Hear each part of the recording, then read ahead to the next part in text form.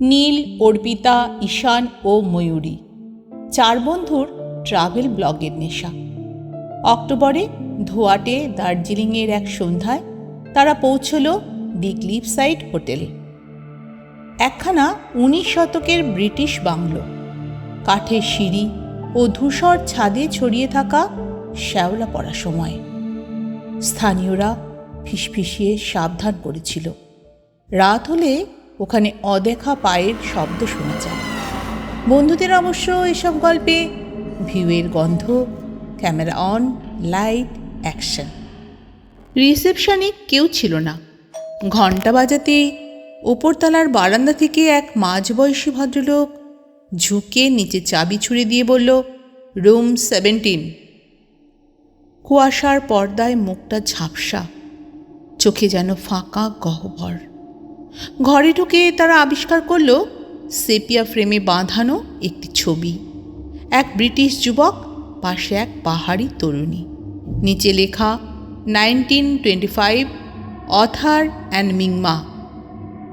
ছবির দুজনে এমনভাবে তাকিয়ে আছে যেন ফ্রেমের ওপারে কলকাঠি নাড়ছে সময়ের বাইরে থাকা কান্না। রাত 11:30টায় বারান্দায় দাঁড়িয়ে চারজন চায়ের কাপে বাষ্প উড়িয়ে পাহাড়ের নিচের আলো দেখছিল। হঠাৎ বাগান থেকে ভেসে এলো নীলি কান্না। ময়ূরী শিউরে উঠল। অর্পিতা জোর করে হেসে বলল, আরে পাতা ঝরার শব্দ হবে। তক্ষুনি এক বরফ ঠান্ডা বাতাস যেন ভেতরের উষ্ণতা চেঁচে ঢেলে ছিনিয়ে নিল। মোমের আলো টিমটিমে ক্যামেরা রেকর্ড করছে অদ্ভুত কান্না আর কুয়াশার ভেতর গুমগুমে হাহাকার। হঠাৎ বিদ্যুৎ চলে গেল। মোবাইল টর্চে কার্পেটের উপর তখন ভয় যেন ঢেউ তোলে। ময়ূরী বাথরুমে গিয়ে আর ফেরেনি। দরজায় বারবার ধাক্কা দেওয়া সত্ত্বেও ভেতর থেকে যেন কোনো অদৃশ্য শক্তি শেকল টেনে রেখেছে। যখন নীল দরজা ভাঙল, তারা দেখল ভেজা মেঝেতে ছড়িয়ে আছে কালচে জল, আর তার উপর পড়ে আছে ময়ূরীর নিথর শরীর। আর পাশে ময়ূরীর মোবাইলের স্ক্রিনে তখন রেকর্ডিং শেষ। এক ফ্যাকাশে মুখ ক্যামেরার ঠিক সামনে, ঠোঁট নড়ছে। Other, where is my heart?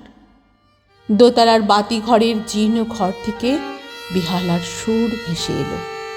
সিঁড়ি বেয়ে ওপরে যেতে যেতে তারা দেখল সেই রিসেপশনিস্ট লোক এখন বিহালার পাশে দাঁড়িয়ে। পেটটা যেন ফাঁকা গুহা, ভেতরে কিছু নেই। কথা না বলেও কণ্ঠস্বর গম গম করে গর্জে উঠল ঘর, আমি আর্থার। ভালোবাসার অপরাধে আমাকে খুন করেছিল ওরা। মিংমার কাটা হৃদয় হিমঘরে লুকোনো, তা ফেরত না দিলে প্রত্যেকে হৃদয়হীন দেহ হবে, জীবন্ত মৃতের সীমান্তে ঝুলে থাকবে। ভয়ে কাঁপা নীল আর ঈশানকে নিয়ে অর্পিতা ছুটল পেছনের করিডোর ধরে, যেখানে পুরনো হিমঘর আছে। ভেতরে ঢুকে পাওয়া গেল মরচে ধরা কুড়াল আর লাল ওড়নায় মোড়া কাঁপতে থাকা মাংসপিণ্ড। ধপধপ আওয়াজে যেন এখনো বেঁচে আছে। ঈশান হাত বাড়াতেই রক্তাক্ত পিণ্ড লাফিয়ে চেপে ধরল তার কচি রগ। এক মুহূর্তে ঈশানের নীল ঠোঁট নিস্তেজ, স্পন্দনহীন শরীর লুটিয়ে পড়ল মাটিতে। অর্পিতা ডুকরে কেঁদে উঠল, এই হৃদয়টা ছবির সামনে নিয়ে যাই চল। নীলকে টেনে রুম 17 ফিরল সে। দেওয়ালের ফ্রেমের নিচে কুড়াল আর রক্তাক্ত পিণ্ড রাখতেই কাঁচের ওপারে মেয়েটি দুহাতে জড়িয়ে ধরল হৃদয়। পাশের যুবকের খালি বুক মাংস আর রক্তে পূর্ণ হয়ে উঠল। মুহূর্তে ফটোটা রঙিন, হাসি মুখে আর্থার মিংমার হাত ধরল। বাংলোর সব দরজা জানলা একসঙ্গে ধূপধাপ বন্ধ হয়ে গেল, যেন পাহাড় গর্জে উঠল প্রেমের প্রতিধ্বনিতে। ভোরের আলো ফুটতেই বিদ্যুৎ ফিরল, কুয়াশা সরে গেল। লবিতে শুধু দুটো চেকআউট কার্ড, নীল আর অর্পিতার নাম। রেজিস্টার বইতে তাজা কালি দিয়ে লেখা, হার্ট ডেলিভার্ড, ডেবিট রিপেইড। পুলিশ এলো। পুলিশ এসে রুম 17 আর খুঁজে পেল না। দেওয়ালের সিমেন্ট যেন গিলে খেয়েছে।